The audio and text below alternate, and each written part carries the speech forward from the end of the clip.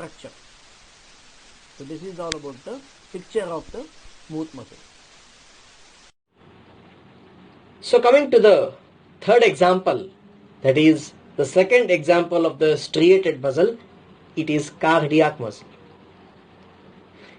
ನಾನು ಆಗಲೇ ಹೇಳಿದೆ, cardiac muscle and skeletal muscles both are placed in one type of muscle called as striated muscles, because even the cardiac muscles have striations, like that is dark band and light bands. So cardiac muscles, as the name indicates, cardiac means heart. These cardiac muscles are seen only in case of heart. So the cardiac cells are arranged in a branching pattern. The basic structure of the cardiac muscle resembles the skeletal muscle, yet ಅಲ್ಲಿ striated muscles ಅಲ್ಲಿ ಏನಿತ್ತು, that is the skeletal muscles ಅಲ್ಲಿ there were pipe like structures, but there were no branches at all. ಒಂದು ಮಯೋಫಿಬ್ರಿಲ್ಗೂ ಇನ್ನೊಂದು ಮಯೋಫಿಬ್ರಿಲ್ಗೂ there was no interconnections. But in case of cardiac muscles, yes, there is an interconnection between the two muscle tissues. So one or two nucleus are present in each cardiac cell. ಇಲ್ಲಿ ಸ್ವಲ್ಪ compare ಮಾಡ್ಕೊಳ್ರಿ, compare the structure between this cardiac muscle and the skeletal muscles. ಅಲ್ಲೇನು ಹೇಳಿದ್ದೆ, nucleus are present at the periphery ಅಂತ ಹೇಳಿದ್ದೆ. Cardiac muscle ಒಳಗಡೆ nucleus is present at the centre. Skeletal muscles ಅಲ್ಲಿ ಹೇಳಿದ್ದೆ, there is no intercalations between the two nucleus, that is the cell boundaries between one cell, muscle cell to the second muscle cell ಇರಲ್ಲ ಅಂತ ಹೇಳಿದೆ. ಇಲ್ಲಿ ಇರುತ್ತೆ. That is, the nucleus is present at the center and there are intercalations or intercalated disc ಅಂತ ಹೇಳ್ತೀವಿ.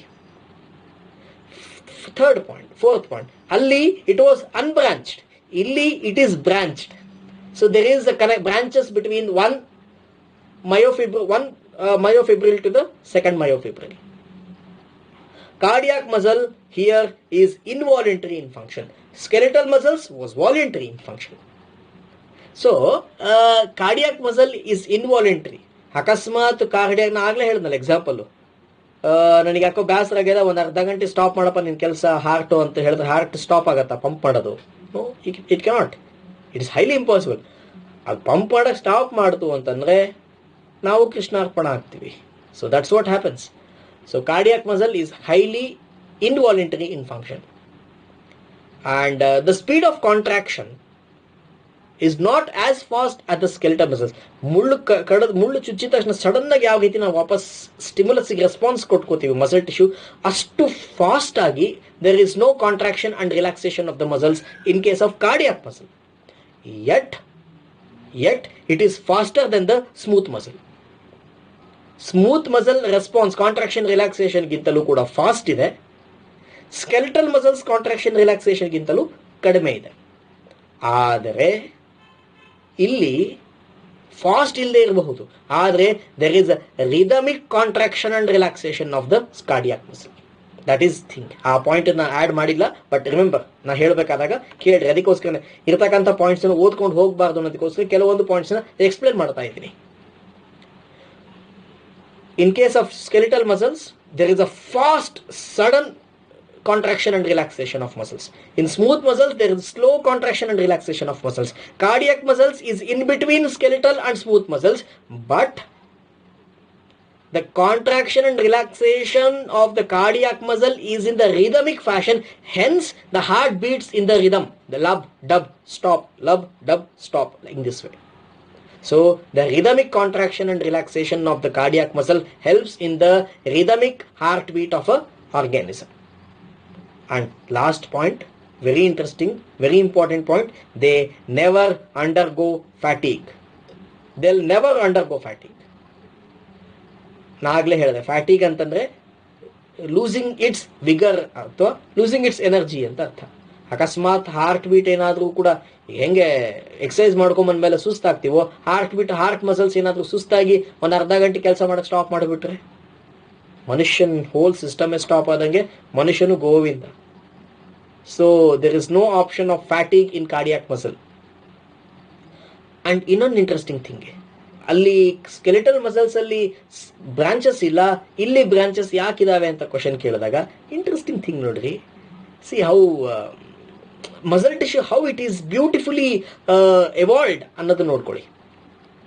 ಇಲ್ಲಿ heart beat ಅಲ್ಲಿ ಎಲ್ಲೋ ಒಂದು ಕಡೆ SAN ನೋಡ್ ಇರುತ್ತೆ, that is sinoatrial node which is a pacemaker. ಆ ಪೇಸ್ ಮೇಕರ್ ಕೊಡ್ತಕ್ಕಂಥ electric impulse it has to reach all the parts of the heart. All the parts of the heart ಆಗಬೇಕು ಅಂತಂದ್ರೆ there should be a reticulate connection between one muscle tissue to the another muscle tissue, and hence due to this there are branches in the muscle tissues. So that is what you have to understand. ಯಾಕೆ ಇದರಲ್ಲಿ branches ಇದಾವೆ ಅಂತಂದ್ರೆ this is the thing. There are intercalated disc, centrally arranged nucleus. ಆ structure ಹೇಗಿರುತ್ತೆ, picture ಹೇಗಿರುತ್ತೆ ಅನ್ನೋದನ್ನ next 2 ಸ್ಲೈಡ್ಸ್ಗಳಲ್ಲಿ ನೋಡೋಣಂತೆ. Next slide is a diagrammatic representation of the cardiac muscle. Other next slide section ತೆಗೆದು ಮೈಕ್ರೋಸ್ಕೋಪ್ ಅಲ್ಲಿ ಇಟ್ಟು ಸ್ಟೇನ್ ಮಾಡಿ ಮೈಕ್ರೋಸ್ಕೋಪ್ ಕೆಳಗಡೆ ಇಟ್ಟು ನೋಡಿದಾಗ ಯಾವ ರೀತಿ ಕಾಣುತ್ತೆ ಅನ್ನೋದನ್ನು ಕೂಡ in the next 11th slide ali you can see.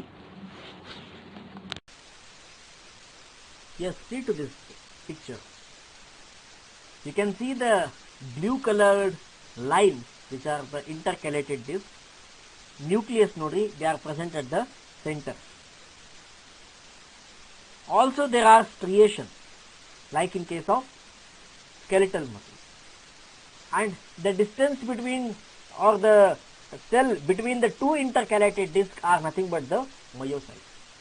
And see, there is a branching from one myocyte, one myofibril to the second myofibril. So this is the branches, presence of branches, presence of centrally arranged nucleus, presence of intercalated discs. These are the specialized qualities of the cardiac muscle. This you have to understand from this picture. So this is the histological slide of the cardiac muscle.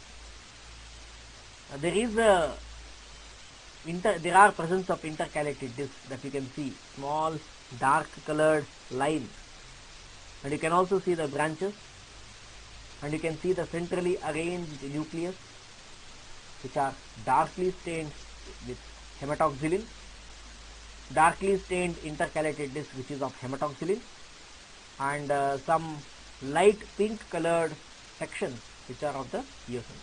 So this is eosin and hematoxylin stained tissue, permanent tissue of the cardiac muscle. So well, my dear students, see this slide which is very informative. Complete ಇವತ್ತು ಇಲ್ಲಿ ತನಕ ಹೇಳಿರ್ತಕ್ಕಂಥದ್ದೆಲ್ಲವನ್ನು ಕೂಡ ಒಂದು simple ಆಗಿ ಮಾಡಿರ್ತಕ್ಕಂಥದ್ದು. Location, ಯಾವ್ಯಾವ tissue, ಯಾವ್ಯಾವ muscle tissue ಎಲ್ಲೆಲ್ಲಿ ಇರುತ್ತೆ, that is location, function, appearance, control, whether it is voluntary or involuntary ಅಂತಕ್ಕಂಥದ್ದನ್ನು ಈ ಕಂಪ್ಲೀಟ್ ಟೇಬಲ್ ಒಳಗಡೆ ಡಿಟೇಲ್ಡ್ ಆಗಿ ಎಕ್ಸ್ಪ್ಲೇನ್ ಮಾಡ್ತಾ ಹೋಗಿದೆ. See, skeletal muscle which is attached to the skeleton, ಅದಕ್ಕೆ ಸ್ಕೆಲಿಟನ್ ಅಂತ ಹೇಳಿದ್ವಿ. Function helps in movement, maintenance of the body heat, and maintenance, giving the proper posture to the body. ಹೇಳಿದೆ facial expressions ಅಂತೆಲ್ಲ ಹೇಳಿದೆ. So appearance, they are striated, multinucleated, fibers are parallel to each other, unbranched, peripherally placed nucleus. Control is they are voluntary in control. Coming to the cardiac muscle, cardiac muscles are exclusively restricted to the heart, hence the name cardiac muscle. Function is to have a rhythmic contraction and relaxation which helps in the continuous pumping of the blood to the different parts of the body. They appear striated, multinucleated ಅಂತಂದ್ರೆ ನೋಡ್ಲಿಕ್ಕೆ ಆ ಥರ ಕಾಣಿಸುತ್ತೆ, but each cardiac cell has one centrally placed nucleus. They are having presence of intercalated disc, and it is branched. So this is the appearance of the cardiac muscle. Control, they are absolutely involuntary in function. Coming to the smooth muscle, they are located in the visceral organs like gastrointestinal tract, that is the alimentary canal, uterus, that is the strong contraction and contraction of the uterus helps in the expulsion of the baby under the influence of an hormone called as oxytocin. That's a part that we are going to discuss in the endocrinology. ಆದರೆ under the influence of some oxytocin hormone, there is a strong contraction of the muscles of the uterus and the vagina. That's the reason why the baby can be expelled out. And this contraction ಆಗ್ತಕ್ಕಂಥ muscles ಏನಿದೆ, they are the smooth muscles. They are also present in the eye. They are also present in the blood vessels. Usually they help in the peristaltic movement, blood strengthening of the blood pressure, movement in the pupil size. ಅಕಸ್ಮಾತ್ ಯಾವುದಾದ್ರೂ ಒಂದು ನೋಟವನ್ನು ನೋಡಿದಾಗ under the control of the neuronal system, the size of the pupil enlarges and contracts. So, and this enlargement and contraction of the pupil is also a function of the smooth muscle. Erection of the hair. ರೋಮ ಮೈ ಮೇಲೆ ಹೇಳ್ತದೆ, ಯಾವುದಾದ್ರೂ ಒಂದು ಭಯ ಆದಾಗ, ಚಳಿ ಆದಾಗ, ಏನಾದರೂ ಒಂದು ಕ್ರೇಜಿನೆಸ್ ಆದಾಗ ಮೈ ಮೇಲೆ ಕೂದಲು ನೆಟ್ಟಿ ನಿಲ್ತವೆ. And this erection of the hair on the skin is again a function of the smooth muscle. Appearance, they have no striation. There is central nucleus, tapering ends and centrally placed nucleus. So control, it is involuntary and sometimes voluntary in function. Sometimes voluntary, majority of the times it is involuntary in function.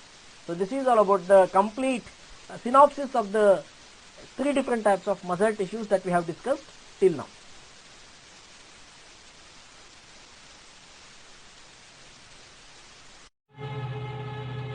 Well, so this was all about the introduction to the muscle system and types of muscles.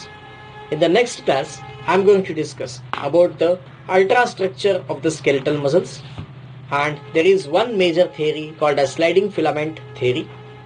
ಅದನ್ನು discuss ಮಾಡ್ತಾ ಹೋಗ್ತೀನಿ. So ultrastructure of muscle fibres ಒಳಗಡೆ different light bands and dark bands, A band, Z band, H band ಅಂತ ಸಾಕಷ್ಟು ಬರ್ತಾ ಹೋಗ್ತವೆ. ಆ diagram ಅನ್ನು ಹಾಕಿ ಅದನ್ನು ಡೀಟೇಲ್ ಆಗಿ ಎಕ್ಸ್ಪ್ಲೇನ್ ಮಾಡ್ಕೊತ ಸ್ಟಡಿ ಮಾಡ್ಕೊತ ಹೋಗೋಣ. ಅದಾದಮೇಲೆ different type of muscle proteins, ಆಮೇಲೆ there is a sliding filament theory and chemical changes during the muscle contraction ಕೂಡ ಇದೆ. ಸೊ ಅದನ್ನು ನೆಕ್ಸ್ಟ್ ಕ್ಲಾಸಲ್ಲಿ ಡೀಟೇಲ್ಡ್ ಆಗಿ ಡಿಸ್ಕಸ್ ಮಾಡ್ತಾ ಹೋಗೋಣಂತೆ. So types of muscles and different structure of muscles, majorly ಇದರಲ್ಲಿ 2 marks, 5 marks, 10 marks question ಕೇಳ್ಬೋದು. ಯಾವುದಾದ್ರೂ draw a neat label diagram of skeletal muscle, draw a neat label diagram of smooth muscle, draw a neat label diagram of cardiac muscles with labeled diagram. So 2 marks question. Explain about cardiac muscle. Write a short note on cardiac muscles. 5 marks question. Diagram ಹಾಕಿ ಅದು structure, function, voluntary or involuntary ಅನ್ನೋದನ್ನ explain ಮಾಡ್ಕೊಂತ ಹೋಗೋದು. ಎಲ್ಲಿರುತ್ತೆ, ಏನಿರುತ್ತೆ, structure ಏನು ಅನ್ನೋದನ್ನ. So cardiac muscle, smooth muscle, striated muscles. So ಇವು ಮೂರನ್ನ ಬರೀ ಡಯಾಗ್ರಾಮ್ ಹಾಕಿ ಎಕ್ಸ್ಪ್ಲೇನ್ ಮಾಡ್ರಿ ಅಂತ ಕೇಳಿದ್ರೆ 5 ಮಾರ್ಕ್ಸ್. ಯಾವುದಾದ್ರೂ ಒಂದನ್ನು ಕೇಳ್ತಾರೆ. Explain the different types of muscles with explain different types of muscle tissues with a neat label diagram, add a note on its functions. ಇಷ್ಟು ಮೂರನ್ನು ಸ್ಟ್ರಕ್ಚರ್ ಡಯಾಗ್ರಾಮ್ ಹಾಕಬೇಕು, ಮೂರದ್ದು ಸ್ಟ್ರಕ್ಚರ್ ಬರೀಬೇಕು, ಮೂರದ್ದು ಅಪಿಯರೆನ್ಸ್ ಬರೀಬೇಕು, ಲೊಕೇಶನ್ ಬರೀಬೇಕು, ಫಂಕ್ಷನ್ ಬರೀಬೇಕು, ಎಲ್ಲವನ್ನು ವಾಲಂಟರಿನ ಇನ್ವಾಲಂಟರಿ ಅನ್ನೋದನ್ನು ಬರೀಬೇಕು. ಇವೆಲ್ಲವನ್ನು ಬರೆದ್ರಿ ಅಂತಂದ್ರೆ ದಟ್ ಈಸ್ 10 ಮಾರ್ಕ್ಸ್. ಸೊ ಇದರಲ್ಲಿ ಐದರ್ 2 ಮಾರ್ಕ್ಸ್ ಕ್ವಶನ್ ಕೇಳಬಹುದು, 5 ಮಾರ್ಕ್ಸ್ ಕ್ವಶನ್ ಕೇಳಬಹುದು, 10 ಮಾರ್ಕ್ಸ್ ಕ್ವಶನ್ ಕೇಳಬಹುದು. ಯೂಶುವಲಿ 5 ಮಾರ್ಕ್ಸ್ ಆರ್ 2 ಮಾರ್ಕ್ಸ್ ಕೇಳಬಹುದು, 10 ಮಾರ್ಕ್ಸ್ ಕೇಳಿದ್ರು they can ask. So all these ಇವತ್ತಿನ ಟಾಪಿಕ್ ಒಳಗಡೆ you can have 1 2 marks question, 1 5 marks question, 1 10 marks question. ಇವು ಮೂರಲ್ಲಿ ಯಾವುದಾದ್ರೂ ಒಂದು question it will come for the examination.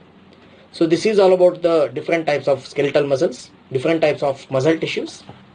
3 examples: skeletal muscle, cardiac muscle, smooth muscle. ಅದರ functions ಏನು ಅನ್ನೋದನ್ನು simple ಆಗಿ ಡಿಸ್ಕಸ್ ಮಾಡ್ತಾ ಹೋಗಿದ್ದೀನಿ, ಅಷ್ಟು ಡೀಟೇಲ್ ಆಗಿ ಹೋಗಿದ್ದಿಲ್ಲ. ಸೊ ಸ್ಮೂತ್ ಮಸಲ್ಸ್ ಅಲ್ಲಿ different types of smooth muscles ಬರ್ತವೆ, ಕಾರ್ಡಿಯಾಕ್ ಮಸಲ್ಸ್ ಅಲ್ಲಿ ಡಿಫರೆಂಟ್ ಸ್ಕೆಲಿಟಲ್ ಮಸಲ್ಸ್ ಅಲ್ಲಿ ಡಿಫರೆಂಟ್ ಸ್ಕೆಲಿಟಲ್ ಮಸಲ್ಸ್ ಬರುತ್ತೆ. ಸೊ ಅಷ್ಟು ಡೀಟೇಲ್ ಆಗಿ ಹೋಗಿಲ್ಲ ನಾನು, ಸಿಂಪಲ್ ಆಗಿ as per the BSc syllabus is concerned that have given the introductory approach to the skeletal system, muscle tissues or muscle system. So my dear students, hope the video is informative. ಏನಾದರೂ doubts ಬಂತು ಅಂತಂದರೆ always as usual I welcome all the questions, doubts, clarifications. You can mail me. You can ask through the messages. You can call me if you have my contact number. ಅಥವಾ I want to ask in person ಅಂತ ಕೇಳಿದ್ರೆ wait for the lockdown to complete and wait for the offline classes to resume so that you can ask the questions in person. We are very happy to clarify the questions. So this is all about today's lecture. In the next lecture video, I'll take up the ultrastructure of skeletal muscles and the theory, muscle proteins and the sliding filament theory, etc. So thank you one and all. Hope be safe, wear mask and maintain social distance. ನೀವು safe ಆಗಿರಿ, ನಿಮ್ಮ family ಕೂಡ safe ಆಗಿ ಇಟ್ಕೊಳ್ರಿ. Health is wealth. At the same time studies, health is wealth. ನಿಜ, ಈ corona ಟೈಮಲ್ಲಿ ಬದುಕಿದ್ರೆ ಸಾಕು. ಬದುಕಿದ್ರಿ, ಜೀವನ ಮಾಡ್ಲಿಕ್ಕಂತೂ ವಿದ್ಯೆ ಬೇಕು. ಹಾಗಾಗಿ ಬದುಕಿದ್ರೆ ಸಾಕು ಅನ್ನೋದಕ್ಕೋಸ್ಕರ ವಿದ್ಯೆನ ಕೈ ಬಿಡ್ಲಿಕ್ಕೆ ಆಗೋದಿಲ್ಲ. ಬದುಕ್ರಿ, 10 ಜನನ ಬದುಕಿಸ್ರಿ. ಬದುಕಿರ್ತಕ್ಕಂಥ ವ್ಯಕ್ತಿ ಜೀವನ ಮಾಡ್ಲಿಕ್ಕೆ ಬೇಕಾಗಿರ್ತಕ್ಕಂಥ ವಿದ್ಯೆನೂ ಕೂಡ ಪಡ್ಕೊಳ್ರಿ. ಕ್ಲಾಸಸ್ಸನ್ನು ಬಿಡ್ಲಿಕ್ಕೆ ಹೋಗಬೇಡ್ರಿ. ವಿದ್ಯಾರ್ಥಿ ಜೀವನದಲ್ಲಿ ವಿದ್ಯೆ ಅಂತಕ್ಕಂಥದ್ದು ಬಹಳ ಮುಖ್ಯ ಅಂತ ತಲೆಯಲ್ಲಿ ಇಟ್ಕೊಳ್ರಿ. ಕಾಲಹರಣ ಮಾಡಲಾರ್ದಂಗೆ ಓದ್ಕೊತ ಹೋಗಿ ಅಂತ ಹೇಳ್ತಾ I will complete this video. Thank you not all.